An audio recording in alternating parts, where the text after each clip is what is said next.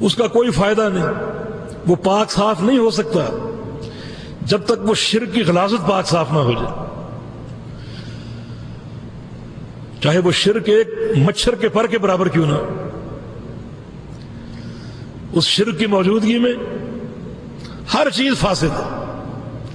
آپ نمازیں پڑھیں گے اللہ قبول نہیں کرے گا، آپ حج پہ حج کریں گے اللہ قبول نہیں کرے گا، آپ ہر ہفتے عمرہ کرنے جائیں گے اللہ قبول نہیں کرے گا، صدقات دیں گے، فرائض ادا کریں گے، نفل پڑھیں گے، اللہ قبول نہیں کرے گا، کیونکہ شرک کی موجودگی میں کوئی نیکی قبول نہیں ہوتی۔ ظاہر ہے کہ اساس نہیں ہے، اساس یہ کہ یہ چیز بالکل پاک صاف ہو۔ تو ایک تو شرک کی غلاظت بندے کے باطن کو فاسد کر دیتی، برباد کر دیتی۔ میں یہ بتانا چاہتا ہوں کہ یہ شرک کیسے پیدا ہوتا ہے، تاکہ وہ راستے ہمیں سمجھ میں آ جائیں اور ہم بچ سکیں۔ جب تک برائی کا علم نہیں ہوگا تب تک آپ برائی سے کیسے بچیں گے؟ حذیفہ بن یمان فرماتے ہیں کہ نبی علیہ السلام کے صحابہ نبی علیہ السلام کے پاس آتے اور خیر کا سوال کرتے، میں آپ سے شر کا سوال کرتا تاکہ شر کو پہچان سکوں اور شر سے بچ سکوں۔ اب آپ یہ سمجھیں کہ شرک کیسے پیدا ہوتا ہے۔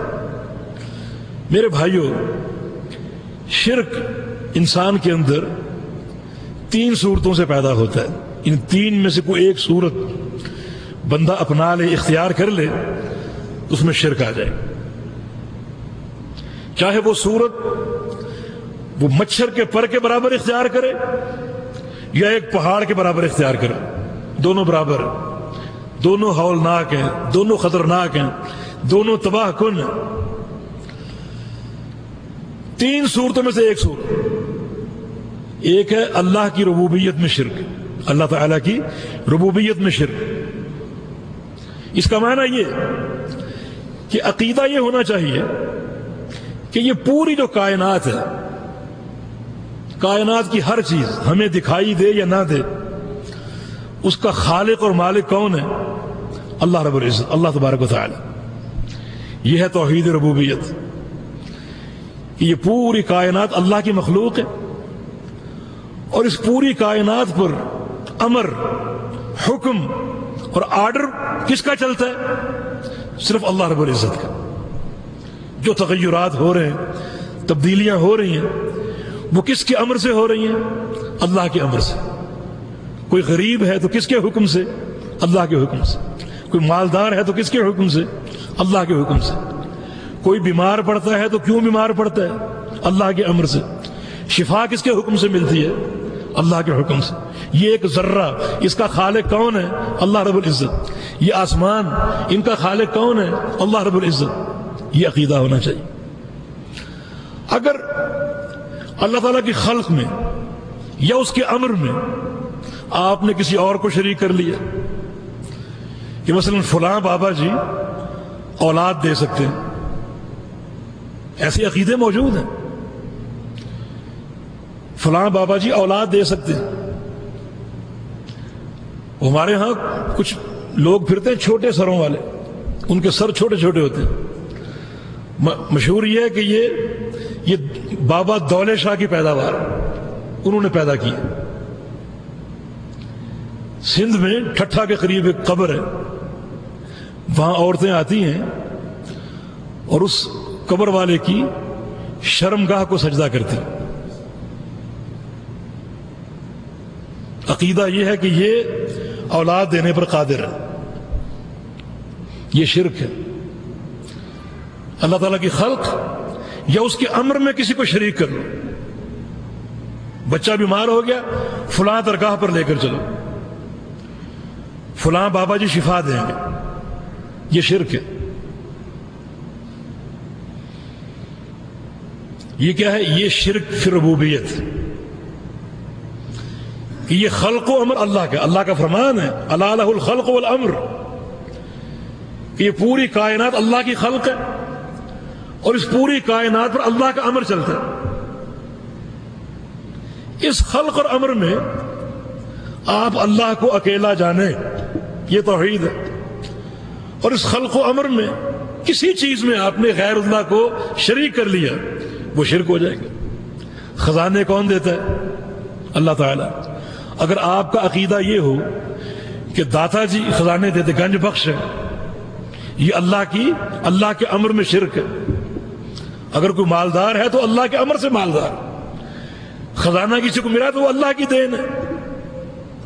آپ کہیں کہ لاہور کی فلاں سرکار خزانے دیتی ہے، یہ شرک ہو جائے گا۔ جس میں یہ عقیدہ آ گیا بیڑا غرق ہو گیا، اس کا عقیدہ فاسد ہے، اس کا دل فاسد ہے۔ اب وہ دنیا بھر کے سارے عمل کر لے، ساری نیکیاں کر لے، اللہ قبول نہیں کرے گا۔ وہ توبہ کرے، اس وقت تک اللہ اس کی توبہ قبول نہیں کرے گا جب تک اس شرک کو نہ چھوڑ دے۔ رسول اللہ صلی اللہ علیہ وسلم کے دور میں بارش برسی، یہ سفر حدیبیہ کا واقعہ۔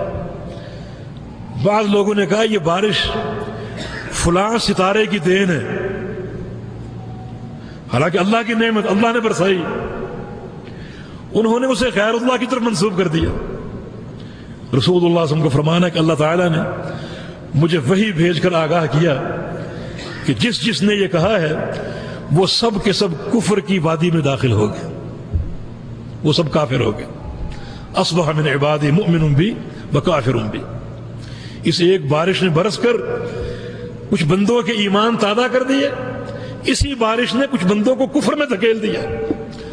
جنہوں نے کہا کہ یہ اللہ کی دین ہے ان کے ایمان تازہ ہو گئے، اور جنہوں نے کہا کہ یہ فلاں بابے کی دین ہے، فلاں ستارے کی دین ہے، فرمایا کہ اس ایک ہی جملے سے ان کا سب کچھ برباد ہو گیا اور وہ کفر کی وادی میں داخل ہو گئے۔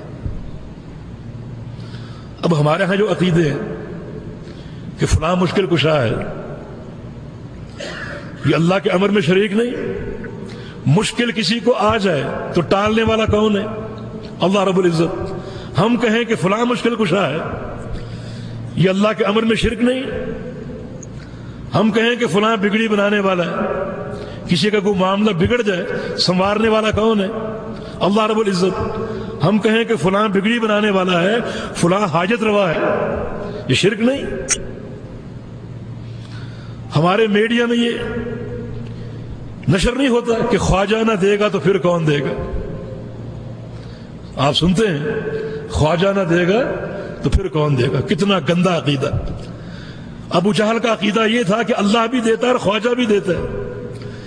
آج کا مسلمان یہ کہتا ہے کہ خواجہ نہ دے گا تو پھر کون دے گا؟ اللہ کو بھی نکال دیا۔ ابو جہل کا بھی عقیدہ نہیں تھا۔ ہم سنتے ہیں اور جھومتے ہیں، حالانکہ گندا ترین شرک ہے، غلاظت شرک۔